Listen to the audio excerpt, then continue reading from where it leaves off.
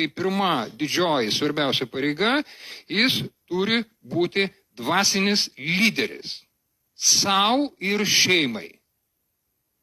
Jis turi būti šeimoje, galima sakyti, žinys, autoritetas, protas, sąmonė, dvasia, aktyvus mąstymas, minčių valdymas, žinios, kompetencija, know-how, išmintis ir taip toliau. Čia kaip be pavadinsi. Jisai pirmiausia turi būti, jeigu žiūrėti iš moterų pozicijos į vyrą, tai jis turi būti autoritetas, jis turi būti smegenys. Mąstymas pirmiausia. Jeigu jis neturi smegenų, moteriai jis yra neįdomus iš principo.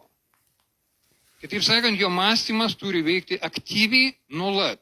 Į priekį prognozuoti, strateguoti gyvenimą, užbėgti į priekį, reiškia galimom kažkokiam klaidom, preventyviai, tai prasme, jis turi būti aktyviai mąstantis ir tai veikia iš principo valios pagrindu. Galima sakyti taip, kad ta pagrindinė savybė yra valia. Valios ugdymas, bet tai yra mąstymo ugdymas. Aš čia pasakiau klasikinį rytietišką pirmos pareigos apibrėžimą, vakarų civilizacija, kuri yra labiau egoistiška, šitą pirmą pareigą tapatina su savoka protection, apsauga, apsaugot moterį nuo kažkokių pavojų.